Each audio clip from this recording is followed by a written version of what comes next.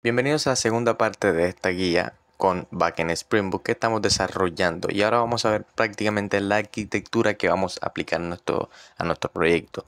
¿Por qué vamos a aplicar una arquitectura? Ya estamos hablando de backend, ya ustedes tienen un nivel más o menos avanzado, ya ustedes no pueden escribir código o hacer un proyecto y llamarle backend sin ni siquiera estructurarlo o seguir un patrón de diseño, seguir una arquitectura. Debemos seguir una arquitectura siempre en nuestro proyecto. Ya no podemos hacer el típico proyecto que vamos a tirar el código y listo. Debemos tener en cuenta de que también muchas veces estos proyectos los ven otros devs, y sería bueno que si están en un grupo de trabajo sigan una arquitectura para que así todo el grupo la entienda. La arquitectura, eso es lo que tiene. Básicamente, cuando uno cumple cierta arquitectura, todo el equipo de desarrollo va a poder entender sin ni siquiera uno explicarle. Entonces, la arquitectura en capas básicamente tiene estas tres estructuras principales, donde tenemos nuestra API REST, que el equivalente en el Spring Boot es la notación REST Controller. Acá en esta API REST están nuestros controladores, y esta es la notación que debemos usar cada vez que creemos un controlador. Entonces, básicamente aquí se van a definir nuestros endpoints HTTP. Entonces, si se dan cuenta, esta arquitectura en capas con esta estructura básicamente le cabe o le cae facilito a Spring Boot, porque Spring Boot ya maneja estas cosas por default, por debajo. Entonces acá tenemos nuestra capa servicio, donde va a estar la lógica de negocio, y debemos anotarlos con @service. Si se dan cuenta, otra vez Spring Boot ya tiene nuestra capa de servicio por default, así que Spring Boot la maneja muy bien. Por eso utilizamos esta arquitectura en capa, porque es una de las que más se utiliza en estos proyectos de acá. Y por último tenemos nuestra capa de persistencia, donde va a tener los accesos de datos. ¿Y con eso a qué me refiero? El típico CRUD. No la lógica del CRUD, de cómo se va a guardar o etcétera, sino el método, o por así decirlo, quien tiene la última palabra para guardarlo. En Spring Boot nosotros tenemos nuestro @repository, y con JPA básicamente ¿qué tenemos?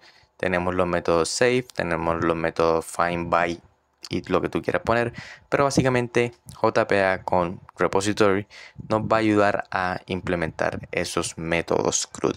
Entonces básicamente nuestro controlador, bueno, acá tenemos una gráfica muy sencilla, donde básicamente nuestro cliente puede ser el usuario mismo desde la aplicación, Postman o el frontend, por así decirlo. En este caso nosotros vamos a utilizar Postman, y aquí está una solicitud post para crear un usuario. El controlador va a recibir el JSON, luego el servicio va a coger y aplicar la lógica de negocio, si realmente está cumpliendo todas las funciones o todos los datos para guardar en sí ese usuario que se quiere guardar, para así pasarlo al repositorio, y el repositorio aplicar los métodos JPA, que son save o delete o etcétera, y así hacer su acción en la base de datos. Y luego respondemos con un método, un código de estado HTTP con un 201 created. Esto no lo vamos a ver tan a fondo aquí, porque pues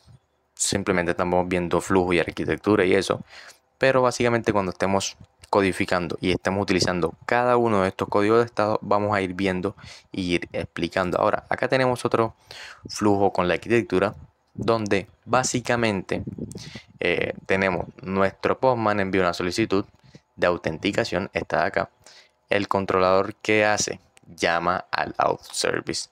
El auth service, ¿qué va a hacer? Va a coger los datos y va a verificar el password y el token JWT. Es un tema que ese es el que vamos a aplicar para nuestra autenticación, porque básicamente son registros múltiples y muchos, y no es tan complejo la autenticación. Entonces vamos a utilizar JWT.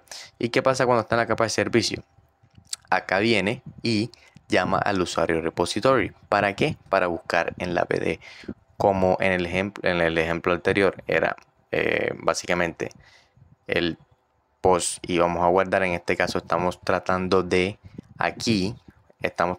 obtener ese usuario que estamos intentando loguearnos. Entonces básicamente el servicio llama a nuestro usuario repositorio, por así decirlo, y acá se desviaría, porque en este caso como se trata de un proyecto de universidad, por lo general tú no tienes la base de datos de la universidad. Tú tienes que cargar un archivo Excel o etcétera, y de ahí coger los datos de la universidad. Entonces básicamente tendría una nueva capa que será la capa de integración, que se añadiría si más adelante decidimos, a medida que vayamos haciendo el proyecto, decidimos de que vamos a utilizar un Excel, o vamos a tener una opción que sea un Excel para cargar los datos de la universidad. Entonces básicamente el adaptador aquí se desviaría en la BD, pero la BD consultaría a los adaptadores, que sería la base de datos de la universidad, que sería un servicio externo.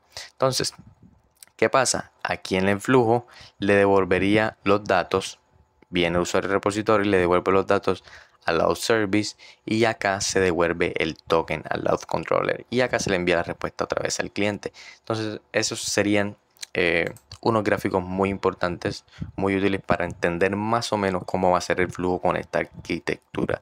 Ahora, no se preocupen por estas imágenes, porque estas imágenes van a estar disponibles para descargar en la descripción de este video.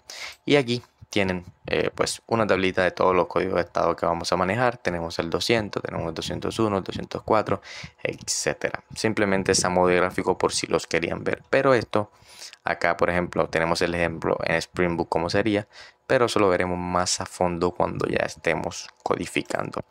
Ahora, esta va a ser la estructura del proyecto que vamos a seguir. Acá en config vamos a tener todo lo que tenga que ver con la configuración de la seguridad, etcétera. Acá vamos a tener nuestros controles.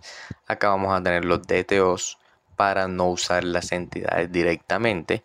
Acá en filter, como vamos a utilizar course y JWT, vamos a tener todo lo configurado ahí. Models van a estar nuestras entidades. Acá en repositories van a estar, pues obviamente, todo lo que tenga que ver con acceso de datos, servicios. Ya ustedes saben que todo lo que tenga que ver con lógica de negocio. Y acá en utils, básicamente lo vamos a coger para herramientas reutilizables, en este caso para las respuestas o para las respuestas que manejaremos en Postman.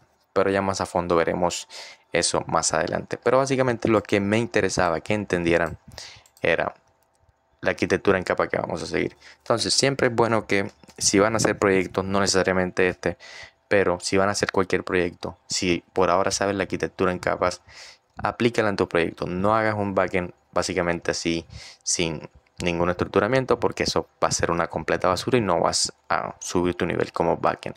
Entonces, en el próximo proyecto, en el próximo video ya vamos a comenzar a descargar las dependencias y a estructurar el proyecto como lo tenemos acá. Como lo tenemos acá. Vamos a empezar a descargar las dependencias, etcétera. Entonces, básicamente espero que hayas entendido más o menos cuál va a ser la arquitectura que vamos a seguir. Toda la información de esto, todo te lo voy a dar en la descripción, y nos vemos en el próximo video.